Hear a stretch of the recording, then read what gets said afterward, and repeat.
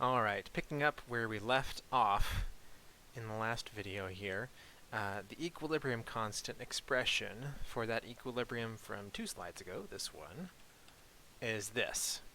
KSP is equal to the concentration of barium times the concentration of sulfate.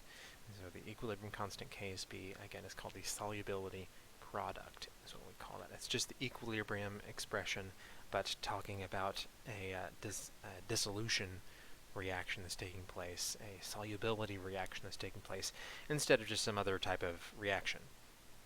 So if we take a look at a practice problem here, this is from your book, problem 15.2. It says, we began the chapter with an informal discussion of how the mineral fluorite, and actually we didn't in class, but the book does, is formed. Fluorite, calcium fluoride, is a slightly soluble solid that dissolves according to that equation.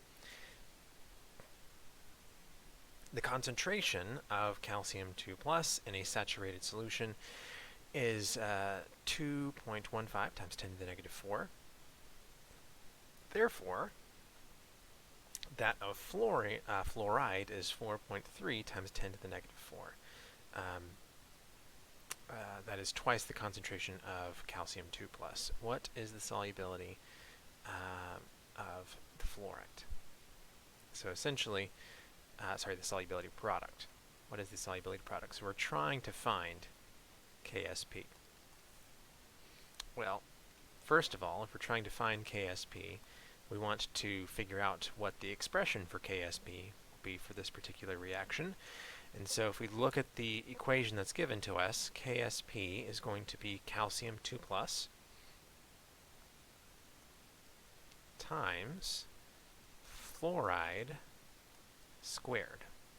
And actually we don't really need that aqueous there.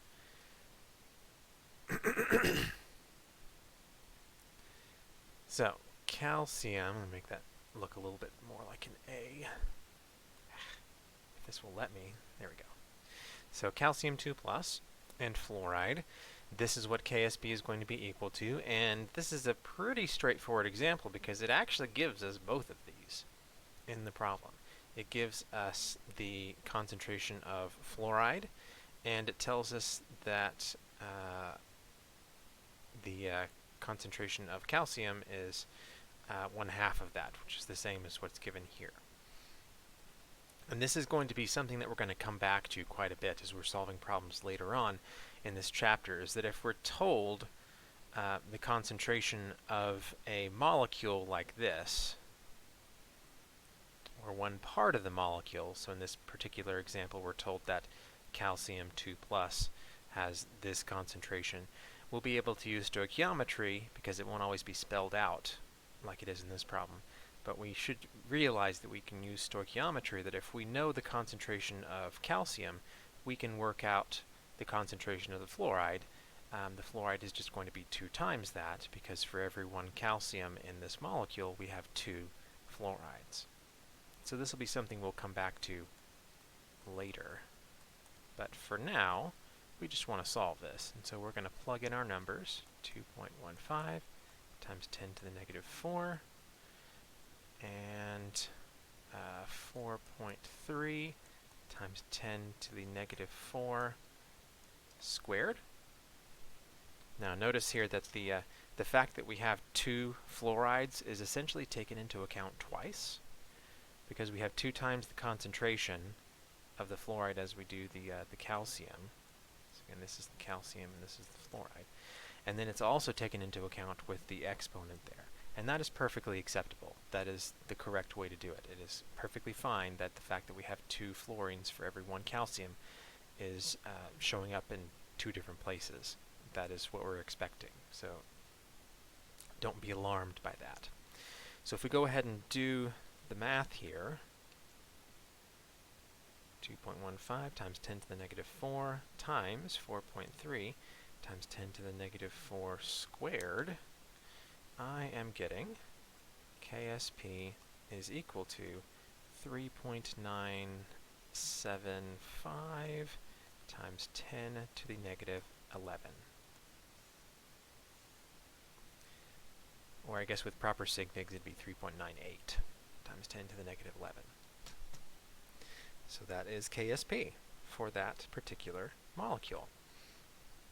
We can do something similar here. If we're asked to find the solubility of a molecule, but we're given the KSP, we can work that out as well. We have to keep in mind here that KSP is not the same as the solubility.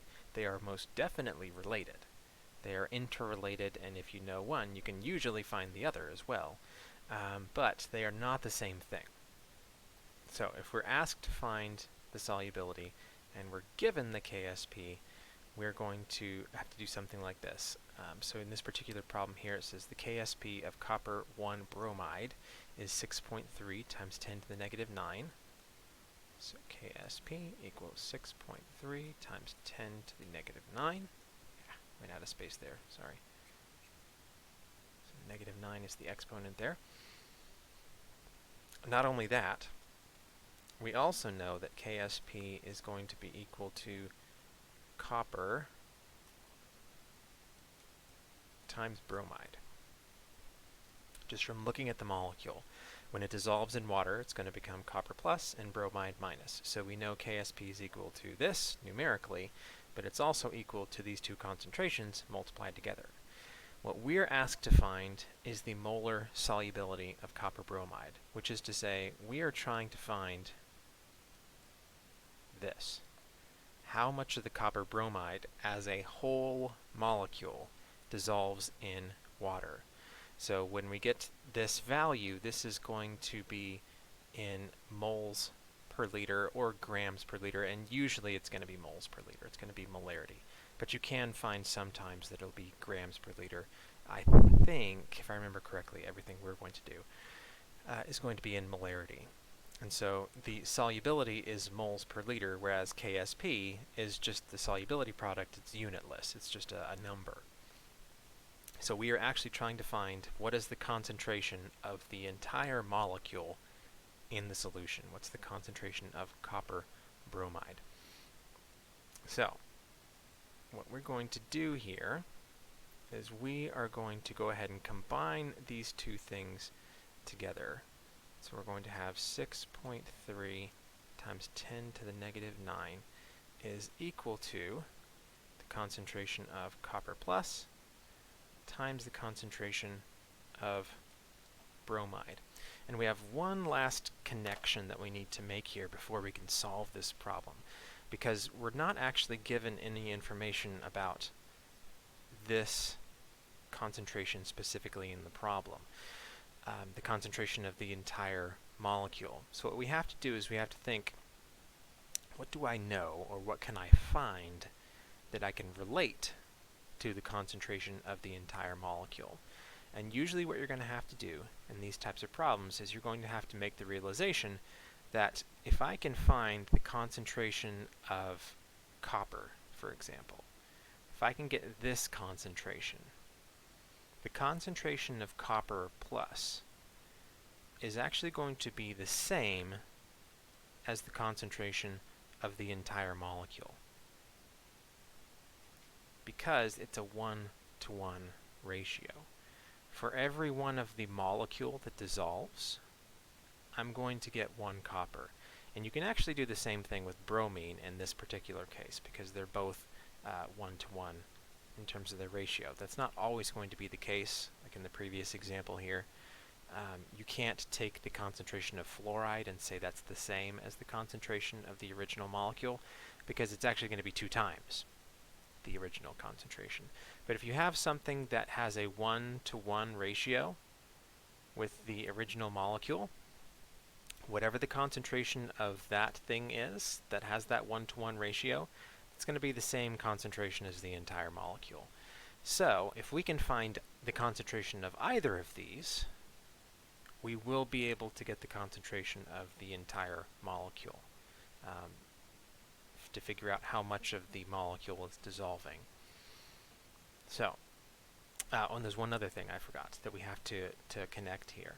Not only do we have a 1-to-1 ratio here between the copper concentration and the copper bromide concentration, we also know the relationship between these two. So whatever concentration of copper we have in solution. Because we don't have any other source for either of these things, we're going to have the same concentration for the bromide. So we could say we have a concentration of X for copper, and we're also going to have the same concentration X for bromine. Because again, we have no other source for these ions. Whatever the concentration of copper is, we're going to have the same concentration of bromine. And so what we end up with is we have 6.3 times 10 to the negative 9 is equal to X squared. And if we take the square root of both sides, what we will get is the concentration of copper or bromine. If I can do this in my calculator real quick. X, which is equal to the concentration of, oops, not 2 plus, just plus. Sorry about that. I'm used to saying copper 2 plus. Copper plus, which is equal to the concentration of bromide, because they're the same thing, which is also equal to the concentration of the whole molecule, since it's all a 1-to-1-to-1 stoichiometry there. That is equal to 7.94 times 10 to the negative 5 molar. So the concentration of that original molecule is about 8 times 10 to the negative 5 molar. So if we have one, and we know what the molecule is that's dissolving, we can find the solubility. If we have the KSP, we can find the solubility, and if we have the solubility, we can generally find the KSP as well. So let's see here. I think I'll work on these next couple questions here in the next video, just to keep these relatively short. So I will see you all in the next video.